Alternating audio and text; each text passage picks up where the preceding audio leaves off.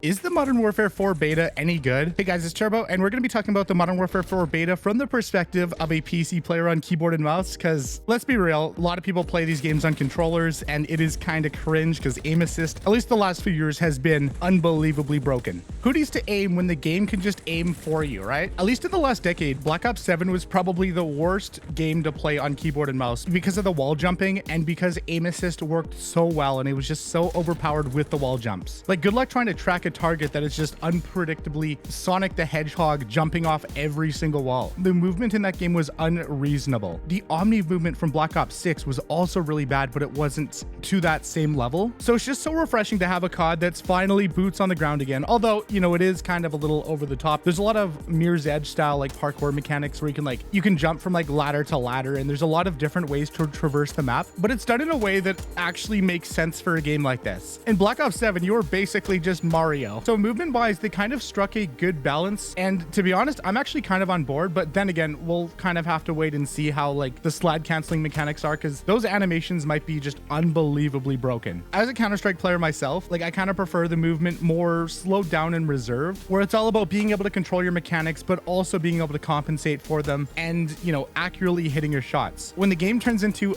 pure cheese, it just becomes a lot less fun for me. As for the gunplay though, which is probably the most important mechanic, kind of feels a little wobbly. That's like the only way I can really describe it. And I swear, every single time I lose a gunfight, I just get absolutely laser beamed every single time. And I'm just assuming that that's just how strong aim assist is in this game. I haven't exactly played on controller yet, so I haven't really tested it for myself, but it seems unreasonably strong where the enemy is just able to look anywhere near you and it just snaps immediately to the head every time. Then again, it also could have just been like the world's sweatiest lobby too. The time to kill is very fast. And I would say this game is kind of a mix between Modern Warfare 2019, which in my opinion was the best COD in over a decade, and then Modern Warfare 2022. Overall though, I think the gunplay is fine. I just think they need to tone down aim assist just a little bit to make it a little bit more balanced. One big complaint I have though is about kill block and how it's only available for the gunfight game mode. Like, why is this not on domination? Why is it not on search? Why is it not on all the other game modes? In terms of maps, you know, kill block is the biggest advancement that we've seen in a really long time, and you can't even play it on most of the modes that are actually fun. You're forced to play gunfight, which in my opinion can be fun for a little bit, but it's annoying that there's no respawn game modes you can play it on. When we saw the initial reveal, it just looked like a map that would dynamically change over the course of a match.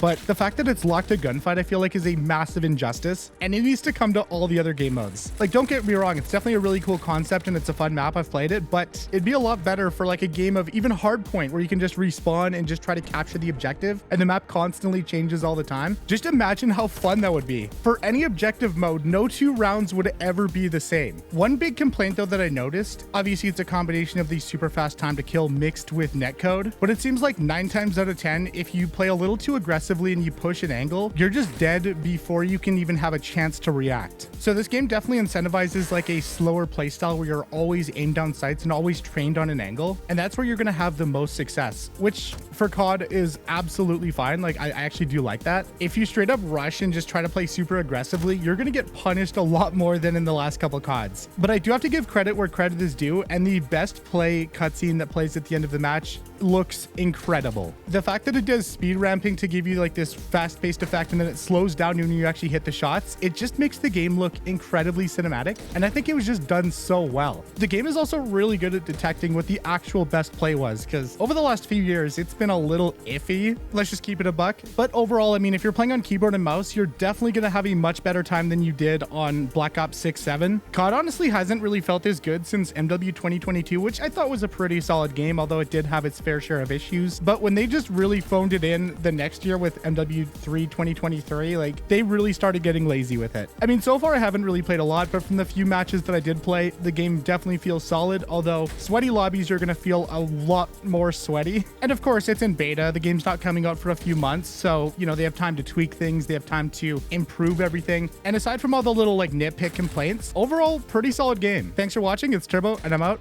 Peace.